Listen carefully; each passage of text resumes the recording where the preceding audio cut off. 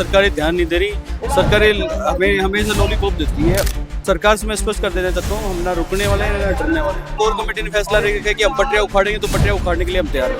सरकार हमारी ज्यादा मांगे नहीं है, 11-12 मांगे वो मान ले, हम चले जाएंगे। मांगों को स्वीकार करें, निवर्दा हम विधानसभा में कूच करेंगे। नमस्कार, आप देख रहे हैं अपडेट इंडिया में आपके साथ सोनिया का। अभी हम मौजूद हैं जयपुर के 22 गोदाम, जहां पर सैनी समाज का प्रदर्शन जारी है। आप देख सकते हैं कि एक जन सैलाब उमड़ा हुआ है, बहुत ही तादाद में है। विधानसभा का घेराव करने की इनका ऐलान है कि अगर सरकार हमारी मांगे पूरी नहीं करेगी तो हम विधानसभा का घेराव करेंगे। अभी हमारे साथ मौजूद है माली समाज के राष्ट्रीय अध्यक्ष सीपी सैनी, उनसे भी हम बातचीत करेंगे और सर से जानेंगे कि क्या कुछ मांगे हैं। सर ऐसी क्या कुछ मांगे हो गई कि आज हमको यहाँ विधानसभा का घेराव करने के लिए आना पड़ा? मैडम, ये पिछले 15 साल से हम मांगे मांग रहे हैं और हमारी 11 सूत्रीय मांगे हैं आरक्षण सहित, और उसको लेकर हम 15 साल से लड़ाई लड़ रहे हैं, लेकिन सरकारें ध्यान नहीं दे रही। सरकारें हमें हमेशा लॉलीपॉप देती है और हमें सिर्फ यहाँ से राजी करके भेज देते हैं, हम चले जाते हैं। आज मजबूरी समस्या ये है कि हमें हमारी जो हिस्सेदारी है वो चाहिए। उसी के लिए आज हम ये लोग बैठे रहेंगे, चाहे कितना समय लग जाए, हम यहाँ बैठे रहेंगे और बैठे रहेंगे। उन जो 11 सूत्री मांगे उनमें से मुख्य मांगे क्या है आपकी? हमारी मुख्य मांग यही है कि हमें हमारी हिस्सेदारी चाहिए, हमारी जितनी संख्या है उसकी हिस्सेदारी चाहिए। और ये लोकतंत्र में साहब भीमराव अम्बेडकर साहब ने साहब कहा है, जिसकी जितनी भागीदारी है उसकी उतनी हिस्सेदारी। यानी हमारा जो आरक्षण है वो हमें मिलना चाहिए, और उसको लेकर आज हम लड़ाई लड़ रहे हैं। और इसके लिए हम आर पार की लड़ाई लड़ने के मूड में आए हैं, और सरकार से मैं स्पष्ट कर देना चाहता हूँ, हम ना रुकने वाले हैं ना डरने वाले हैं। और अगर सरकार के दिमाग में कोई मंशा है कि हम डरा देंगे, झुका देंगे, तो ये दिमाग से निकाल दें। जनता से बड़ा कोई नेता नहीं होता है, जनता से। और अगर भजन लाल जी हमारी मांगों पे सहमति करते हैं तो हम भजन लाल जी को इधर ही बुलाएंगे और उनका बढ़िया भव्य स्वागत कराएंगे। आप 15 साल से बोल रहे हैं कि आपकी मांगे पूरी नहीं की गई, तो पहले जब गहलोत सरकार थी और वो आपके ही समाज से बिलोंग करते थे, क्या उन्होंने आपके समाज के होते हुए आपकी मांगे पूरी नहीं करी? देखो, सरकारें आती जाती है। इससे पहले वसुंधरा राजे की सरकार थी, फिर गहलोत साहब की सरकार थी, अब भजन लाल जी की सरकार है। तो सरकार तो आती रहती है, जाती रहती है, लेकिन हमारी लड़ाई मजबूती के साथ डटे हुए हैं। हमें किसी राजनीतिक पार्टी से मतलब नहीं है, हमें तो हमारी मांगों पर सहमति बनवानी है। और सरकार अगर प्यार से देती है ठीक है, वरना हम बेराजी लेने के लिए तैयार हैं, चाहे वो कोई की सरकार हो। हम ना डरने वाले नहीं है। हमें किसी मतलब पिछली बार भी सरकार में हमने बहुत मजबूती से लड़ाई लड़ी। ये सरकार 2.5 साल से हम इंतजार करते कि भाई कुछ कर दें, कुछ कर दें, कुछ कर दें, और नहीं करती है। तो हमारी जैसे कोर कमेटी ने फैसला लेकर कि हम पटरियां उखाड़ेंगे, तो पटरियां उखाड़ने के लिए हम तैयार हैं। अंतिम निर्णय हमारी कोर कमेटी जो बैठी हुई है उसका होने वाला है। हम एक कार्यकर्ता के रूप में काम कर रहे हैं। तो भजन लाल सरकार, जैसे आप कह सकते हैं कि सेंट्रल में बीजेपी सरकार है, यहाँ पर भी बीजेपी सरकार डबल इंजन की सरकार है, और उनका कहना है कि सबका साथ सबका विकास साथ लेके चल रही है, तो कहीं माली समाज पीछे छूट रहा है? देखो, हर पार्टियां जीतने के लिए कितना नहीं अलग अलग मोमेंटम बनाती है, लेकिन हमारा तो सबका साथ सबका विकास के इसलिए नहीं है क्योंकि हमारे पास तो 1 बीघा जमीन थी और हम ओरिजिनल किसान थे, और हमसे बड़ा किसान कोई नहीं है। आपके घर में कोई सब्जी आती है तो हमारे घर से आती है, हमसे बड़ा कोई किसान नहीं। लेकिन आज तक आप देश की विडंबना देखिए कि हमें किसान आयोग का आज तक अध्यक्ष तक नहीं बनाया गया। माली समाज के लोग काफी तादाद में यहाँ मौजूद है। भैया है वो पानी की बोतल साथ में लेकर घूम रहे हैं और लोगों को पानी बांट रहे हैं। यानी गर्मी है, तपती गर्मी है, लेकिन फिर भी लोग यहाँ डटे हुए हैं। मेरा नाम महावीर सैनी है, मैं टाटेवास टोल प्लाजा से हूँ, और मेरे को बहुत अच्छा लग रहा है कि मैं मेरी समाज के लिए तन मन धन से नहीं तो मैं जल सेवा करके तो समाज को अग्रेसित करना चाहूंगा कि सभी युवा आए और ऐसे समाज बंधु के इस विधानसभा घेराव को बहुत ही अच्छा बनाए। और मैं मानता हूं कि आज मैं भी घर पे रह सकता था, मैं भी मेरी जॉब कर सकता था, मेरा ऑफिस संभाल सकता था, लेकिन मेरी समाज के लिए मैंने क्या दिया मैंने मेरी समाज को। आज ये जल सेवा करके कम से कम किसी का पुण्य तो ले रहा हूं मैं, और आप भी मेरी अपनी समाज के लिए कुछ भी नहीं कर सकते तो आपका जीना ही बेकार है।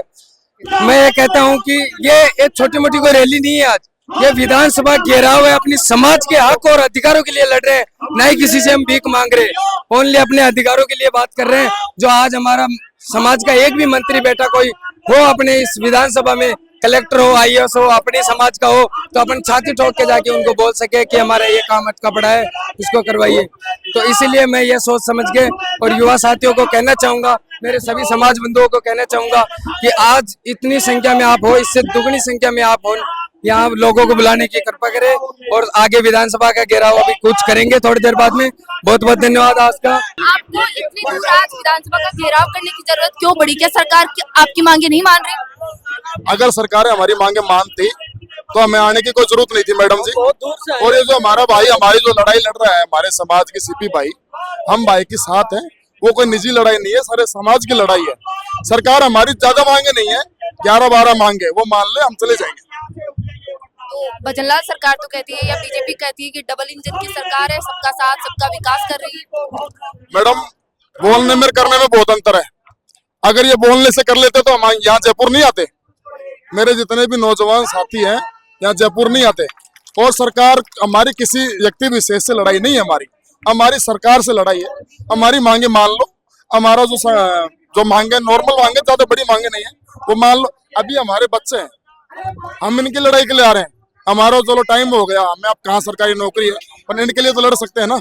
हमारे भविष्य, बच्चों के भविष्य के लिए लड़ सकते हैं। फिर इनको प्यार से समझ जाए, ठीक है, वरना हम देख रहे हैं, इनका इंतजार कर रहे हैं, काफी टाइम बैठे हुए हो गए। इनके पास 4 बजे तक का टाइम है, ये आ जाए, हमारी मांगों को स्वीकार करें, नहीं वरना हम विधानसभा में कूच करेंगे। ये जन सैलाब देखो आप चारों तरफ कितना बड़ा है, फिर ये अपने खुद सोचेंगे। समाज एक खुद की कौम होती है और चलो सरकार सीएम साहब है, उस समय उनको पूरा राजस्थान देखना होता है, उनके लिए सब सम्मान होते हैं। लेकिन समाज व्यक्तिगत रूप से अपनी लड़ाई अपने हक के लिए लड़ती रहती है, हर समाज लड़ती है। तो हमारे माली समाज का ये अधिकार है कि हमें आरक्षण मिलना चाहिए और उसके लिए हम संघर्षरत हैं और ये संघर्ष हमारा चलता रहेगा। ये हम मीडिया के माध्यम से सरकार को बताना चाहते हैं कि अभी जो भीड़ देख रहे हैं आप, वो मात्र 2% है। जब शाम तक भी आपके 10% यहाँ इकट्ठी हो जाएगी तो जयपुर जाम हो जाएगा। हम सरकार के तक ये बात पहुंचाना चाहते हैं कि आप समय रहते हमारी कमेटी से बात करने और कमेटी के हित में, समाज के हित में आप निर्णय लें, ताकि सरकार के साथ ये हमारा सामंजस्य बैठा रहे। बहुत बहुत धन्यवाद। अभी पंचायती चुनाव भी है, तो सरकार को आप क्या कहना चाहेंगे कि पंचायती चुनाव है, उससे पहले हमारी मांग मान ली जाए? क्या है हमारी मांग? पहले मान ली जाए तो हम पूरा सरकार के पक्ष में वोटिंग करेंगे, अन्यथा हम अपन जी और इस लड़ाई को गहरी करेंगे। और फिर अभी तो क्या हमारे ये 1% भी समाज, हमारे 1,14,00,000 माली समाज है पूरे राजस्थान में, तो अभी तो 1% आया, अभी तो बहुत बाकी है। हम समाज के लिए अब लड़ाई अब शुरुआत हुई है, इसलिए हमारी मांगे टाइम पे मान ली जाए तो अच्छा रहेगा सरकार के लिए। डबल इंजन की सरकार है, तो क्या डबल इंजन की सरकार होते हुए भी आपकी मांगे पूरी नहीं हो पा रही? डबल इंजन की सरकार को हम बता देना चाहते हैं कि जिस तरीके से हमारा समाज इस जनसंख्या के साथ में 1.5 करोड़ के पौधत पे है, तो उस हिसाब से 12% कैटेगरी में आता है। तो 12% हम डिमांड करते हैं सरकार से कि हमें जो हमारा हक है वो दिया जाए। हम सरकार से उसका किसी का नहीं मांग रहे, सिर्फ हम हमारा हक मांग रहे जो हमें दिया जाए। जो जैसे सरकार ने EWS दे दिया, जो कि आज के दौर में देखा जाए तो EWS की कैटेगरी में 10% लोग नहीं है, फिर भी 10% उनको दिया जा रहा है। तो इसी तरीके से लेकिन सरकार को ये भी देखना चाहिए कि माली समाज, शाक्य, कुशवा, मौर्य सभी इस तादाद में वो 12% इस कैटेगरी में रखते हैं कि राजस्थान के अंदर वो 12% है, तो उसको अपने हिसाब से वो दिया जाना चाहिए। हम ये डिमांड करते हैं सरकार से, हमारी मांगे दी जाए, हमें हमारा आरक्षण दिया जाए। जैसे एक पिता अपने 10 पुत्रों को समान अधिकार देता है, उसी तरीके से हम भी सरकार के एक पुत्र के समान हैं, वो अधिकार भी हमें दिया जाना चाहिए। हम सरकार से बस यही डिमांड करते हैं। काफी तादाद में लोग, प्रदेश के लोग यहाँ मौजूद हैं। सीपी सेनी वो राष्ट्रीय अध्यक्ष है, इनकी 11 सूत्रीय मांगे हैं। इनका कहना है कि भजनलाल सरकार है वो हमारी मांगे या तो पूरी कर दे, नहीं तो आने वाले पंचायती चुनाव में इनका रिजल्ट देखना होगा। इसी लगातार अपडेट्स के लिए देखते रहिए अपडेट इंडिया में। सोनू डका, जयपुर।